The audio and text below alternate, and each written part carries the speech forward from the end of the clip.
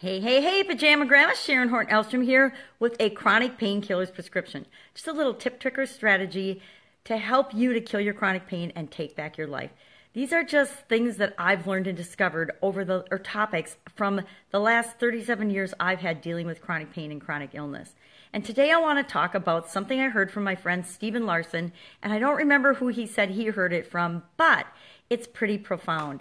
He said, a belief is a poor excuse for an experience. Think about that. A belief, something that I believe that causes me to do or to not do something, is a poor substitute or excuse for not having an experience. Or it's a poor substitute for an experience. I think I almost like that better. A belief is a poor substitute for an experience.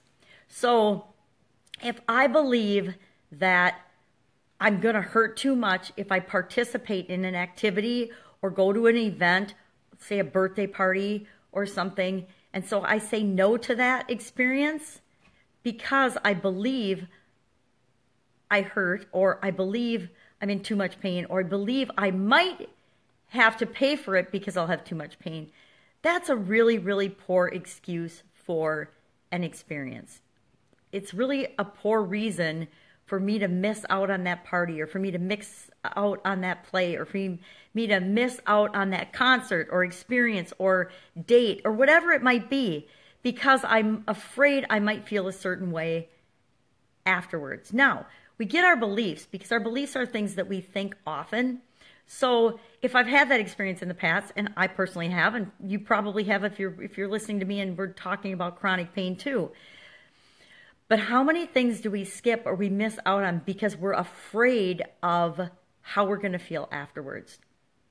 I know I've passed on so many experiences in my life, especially raising my kids, that I'm sure that, number one, I wouldn't have hurt as much or felt as bad or had as much pain as I was afraid I would have had.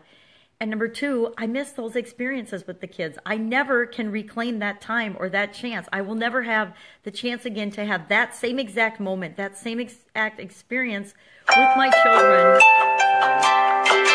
I have my alarm set to remind me to not miss experiences by taking my prescriptions and doing my drinks and things that I need to do at a certain time.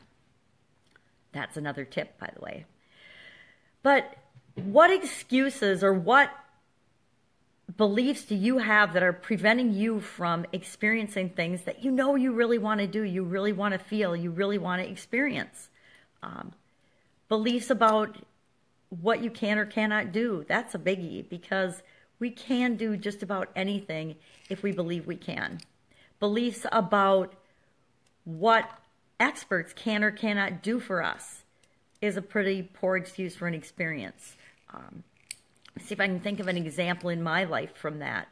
I used to believe that the only thing I could do about my health was go to the doctor and listen to what they said because they were the experts and they were the only ones that knew, and they would fix me.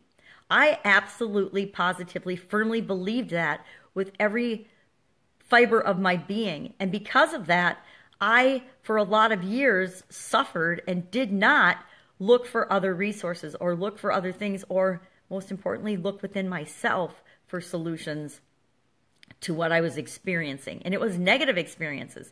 So this works both for positive and negative experiences.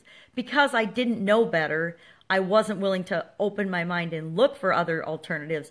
Therefore, I was experiencing really bad things that I probably could have prevented myself from experiencing sooner had I known better, or had I opened my mind sooner. And so that's an example of how a belief can lead to more negative experiences instead of positive experiences. So that's it today. Think about that today, and how does that apply to you in your life? Thinking that a belief, or continuing to believe something just because I've believed it before, or I believed it for a long time, or other people believe it to be true for me, doesn't necessarily mean it's true for me. But how has believing some of the things that I believe impacted the experiences that I've been willing to let myself have? That's it. Go out, make it an awesome day, and I will talk to you soon with another Pajama Grandma Chronic Painkillers experience. Bye.